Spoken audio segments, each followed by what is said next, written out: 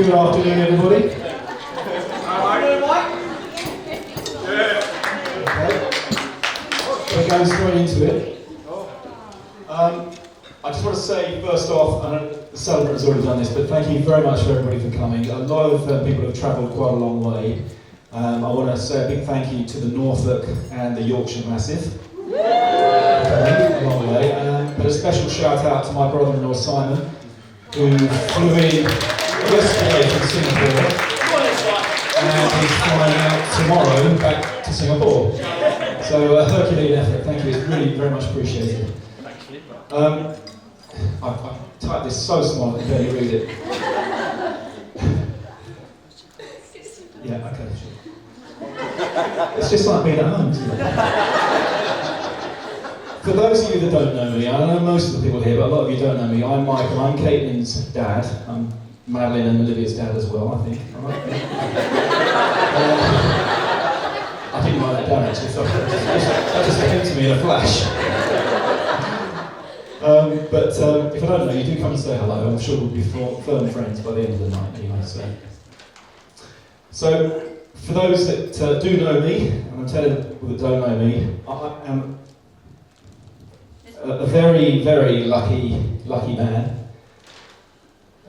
I totally lucked out, or it would have been about 35 years ago, the one December night at Duke's nightclub in Chelmsford.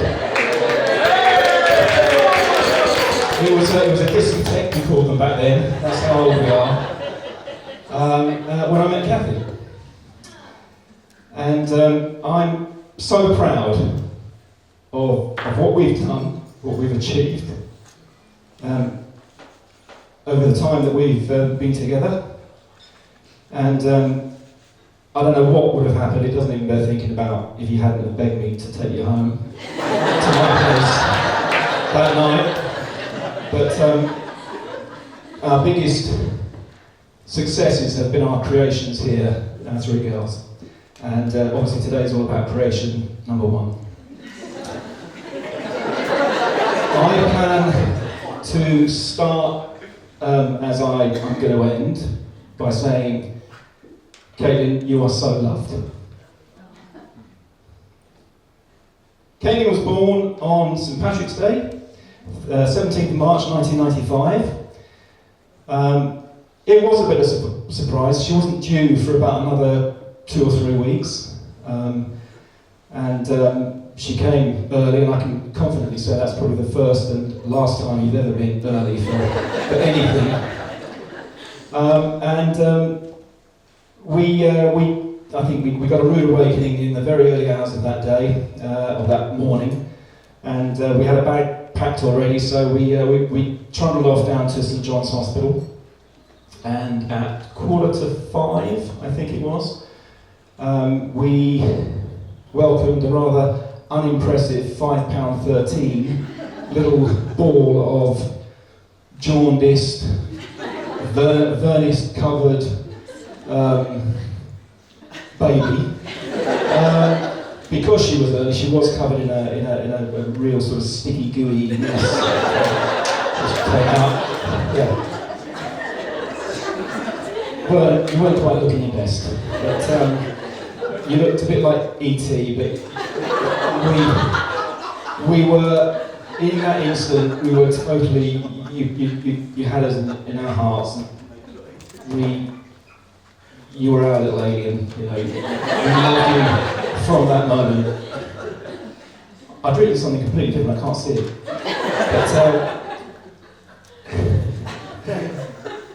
But yeah. So you stole our hearts, and if you're of mine and Kathy's age, if these, you know that you never got a month off in the olden days, you know, to actually for paternity leave.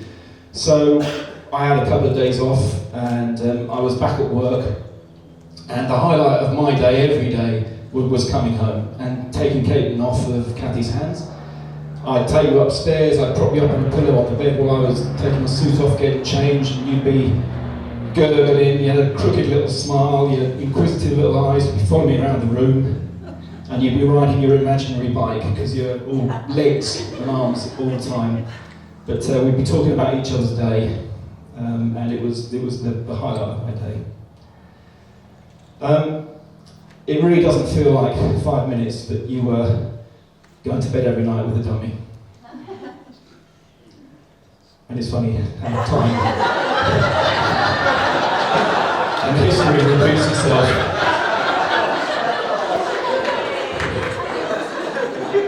But as Caitlin grew from being a toddler to a baby to a toddler, her confidence grew. She was inquisitive. She'd ask a lot of questions. She was very, very confident.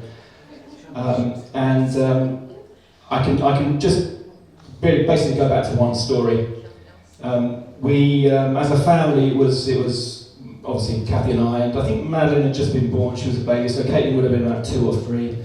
And Maddie was still in the pram. I think we were away with Jill and Richard, my in-laws, and my mum might have been there, Grandma as well. So Nanny, Papa, Grandma, and the 3 of us. And we were in Blakeney, in Norfolk, one of our favourite places. And Kathy and Caitlin had popped in to get some drinks into this little cafe. And Caitlin's attention was immediately drawn to something. And Kathy looked down at Caitlin and saw what she was looking at and knew that she was an inquisitive child. And Kathy immediately thought, oh God, please God, no, don't say anything. And she'd ordered a couple of coffees, a couple of teas, a couple of juices, and a couple of flapjacks. And as time went on, she was waiting for to be served. A bead of sweat started to appear at Kathy's temple. And she was trying the diversion tactics. Caitlin, look at the cakes. Oh, yeah. And her eyes were drawn to what she was locked onto. And Kathy was thinking, oh my God, she's going to say something. I really can't, And she thought she'd got away with it because the teas and the coffees had been delivered. And then this little voice perked up. Ooh, you're very big. Do you eat a lot of cake? And there was this lady who was sitting there. She was a rather large lady. She was sitting on a plastic patio chair whose legs were straining under the weight. And Kathy thought, oh God, I just wish the world, the earth would open up and swallow me. And she was very gracious, the lady. She said, yes, I do eat a lot of cakes. My favourite is the sponge. What's yours? And Katie said, I like chocolate, bye. And trotted out of the cafe, and Kathy was just apologising her way out of the shop backwards, saying, I'm ever so sorry. But that's just, it's how confident and how outgoing Caitlin was from a very early age, and she was inquisitive, and she saw something, and she just had to ask the question. And she got the answer that she wanted, because she was quite happy. So,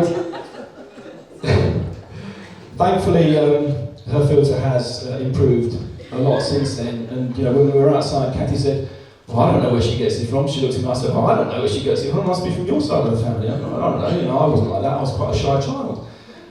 And it wasn't until a few years later that we were at school at one of Caitlin's, it was either Easter or Christmas, I can't remember where it was. And Nanny and Papa were there, and we were there with families, and everybody's families were there, and all the children were doing things.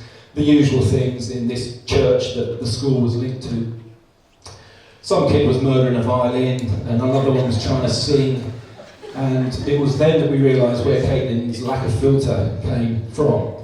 And Papa, Richard, my father-in-law, he leant over about 3 people and said of this little girl on stage to Kathy, well, she's got a face only a mother could love. So we knew after then where she got it from. Now Caitlin, which has improved, but Richard's, there's no chance that he was ever going to improve. But anyway, happy days. So, do I need to turn over? Right.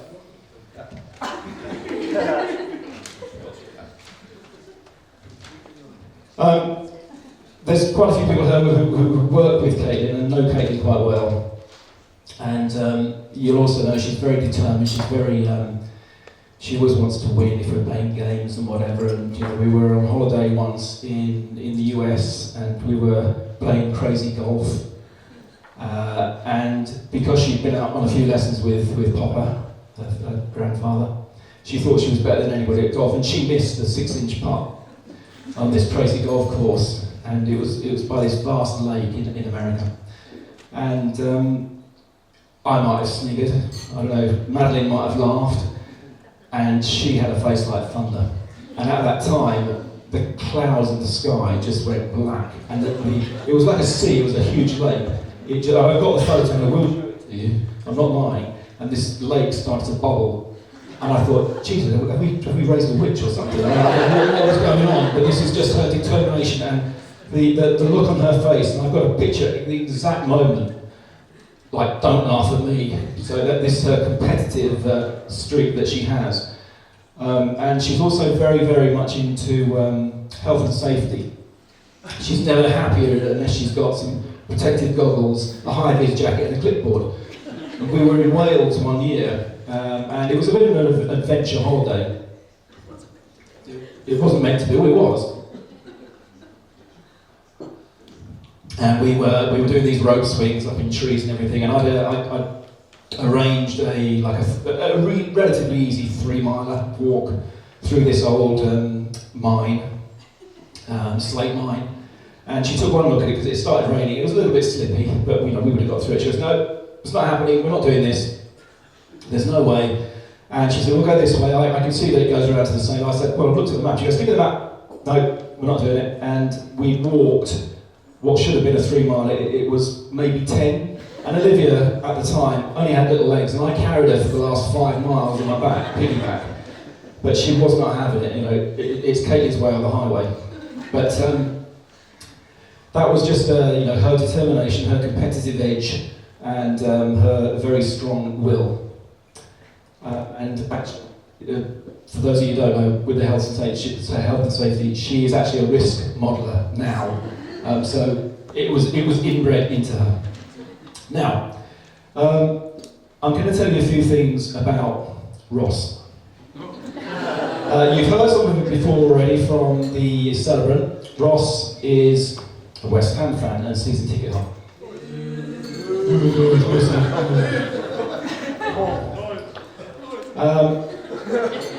Ross is a loving brother to Kelly, his sister, the lovely Kelly. Ross is loved by his mates. Yeah. I saw that and the love that they shared on the Stag Do to Benidorm. I don't know whether anybody's seen The Inbetweeners, but it was like being in the film. I was a part of The Inbetweeners film. It's the same sort of banter that I have with my mates, and it's just school ground stuff, but it is very, very entertaining. They're ripping the shreds out of each other from at the age of 11 to 28. It's the same old thing, but it is very entertaining. We're right. Okay. And I just want to say thank you very much to, and I hope I've got all these nicknames right. Gal, that's quite easy. Shrew, Vallejo, Pasta, Gilly, Lol, and Birds. Thank you for a very memorable weekend. And I've got a tip for Ross: always keep your friends close. They're a great bunch. And I have to say, this is slightly off track, but whilst all the princesses were sleeping in after a very late night, the night before, I went down to the seafront, Benidorm, and had a bite to eat, bit of breakfast. And I kid you not, it is mobility scooter central, up and down the promenade. And there was a tandem inline mobility scooter for 2 people. Kathy, that's a bit of you and me, that is. Shotgun front. But I can just imagine us as the sun's going down, mobility, you at the back, driving, backseat driving, me at the front. We could pop up to the Red Line for a real day breakfast at dinner time, maybe catch a show. Or not. Yeah. Back to Ross. Sorry, that was off piece there. But Ross is, and you might get to see this later, an incredibly annoying drunk. Oh, I love you. I love you more than I love Mark Noble. A couple of months ago, it would have been Declan Rice, but Ross is an absolute credit to his mum and dad, Kevin and Karen. He really is. Ross is part of our family now, as Caden is his. We love you, Ross. Nearly as much as we love Luke Haley. He's a Leeds player. Yeah. So I want to end by basically the same way I started. Caitlin and Ross, you are so loved. And I'd like you please to raise your glasses to Caitlin and Ross. Mr. and Mrs. Dunn.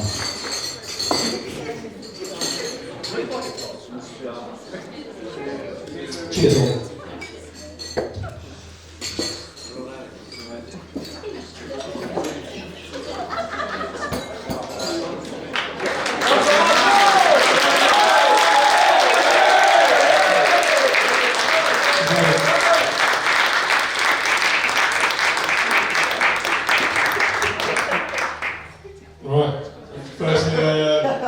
Huge thank you for everyone coming today. It means the world to Caitlin and I. It feels amazing, a little bit surreal to see all our friends and family in one place, and it would have been a day we'll never forget. It's safe to say 2023 will go down as the best year of my life. My best man Dan welcomed his first child Brooke into the world. My sister Kelly got engaged to her partner Simon, and most importantly, of course, West Ham won the Europa Conference League.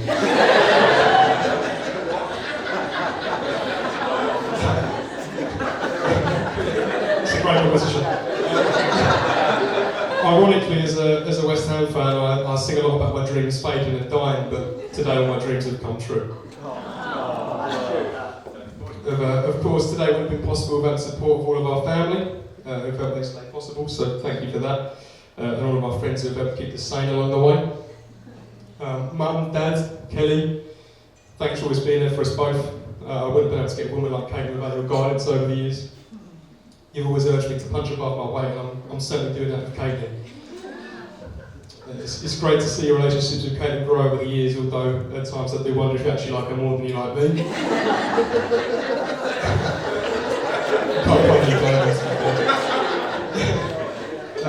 Mike and Kathy, I can now officially call you my mother and father-in-law.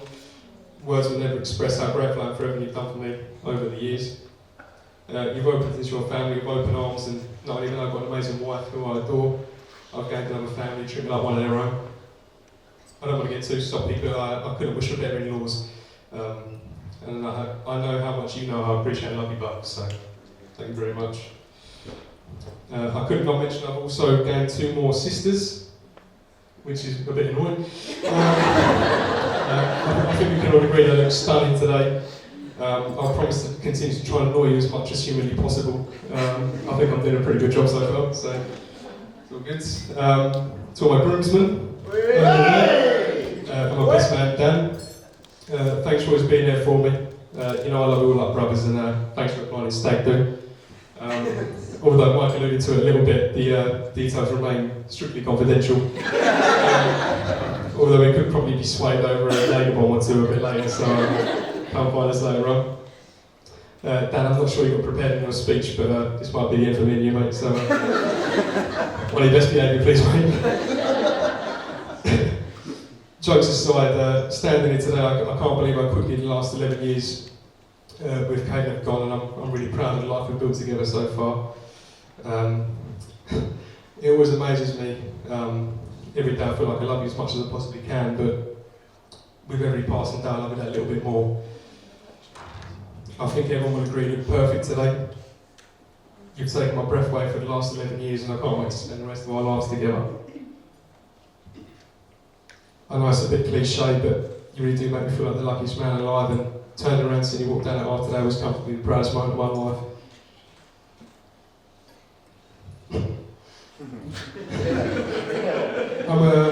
excited for what the future holds for us. I'm sure life throws curveballs, but for everything, you've always been the constant. Because of that, I know we'll achieve everything we want to in life. On that note, before I get too emotional, that's it from me. So I'd like to raise a glass to my beautiful wife, Katie. Let's get pissed.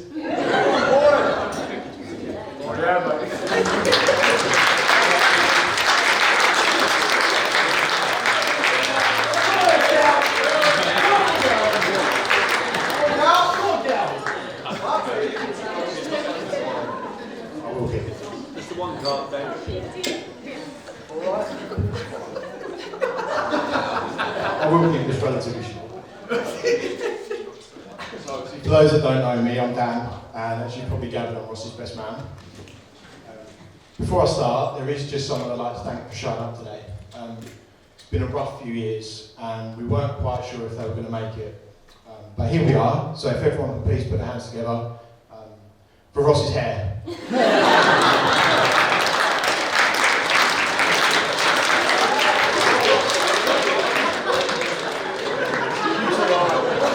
I was going to say that's the end of the terrible joke, but it's not, so brace yourselves.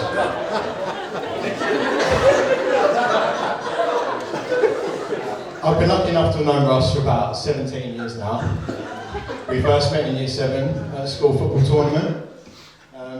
We were both on the same team, and I was actually quite surprised at how well Ross played, to be fair, considering he was about 3 foot shorter than everyone else at the time.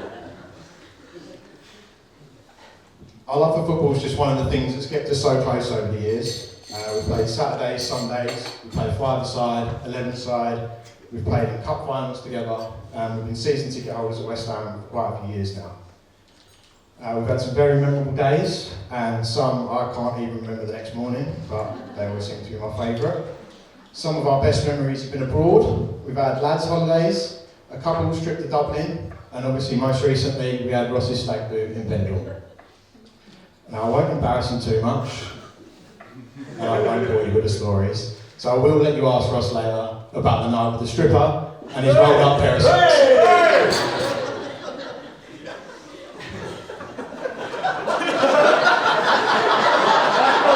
It's a good one. Despite our mutual love for football, drinking, and each other, there are some things that we don't quite see eye to eye on. So Ross, when we go for an Indian, there's more to the menu than just a plain rice and a chicken korma.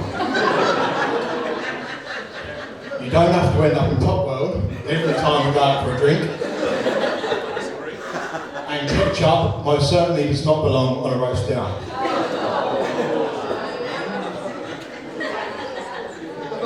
Regardless, I do love you, and you have been there for me through a lot over the years, and you've genuinely been one of the best friends anyone could ask for. I honestly believe that you do deserve the very best things in life, and luckily for you, you're marrying one of them today.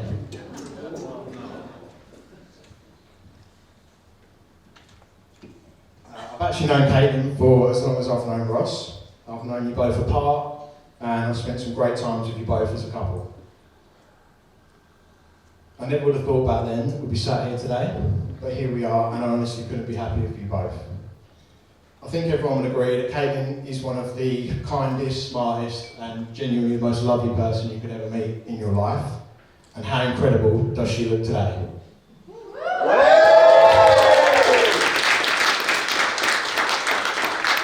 So I do sometimes wonder how you put up with Ross. His need to be 3 hours early to everything. His painfully slow granny driving. And his below average sized feet.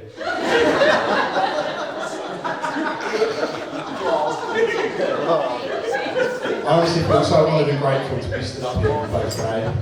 I wish you both a life full of happiness, health, and everything you could ever wish for.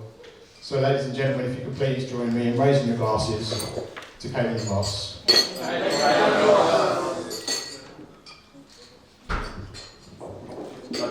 Well done, Cal.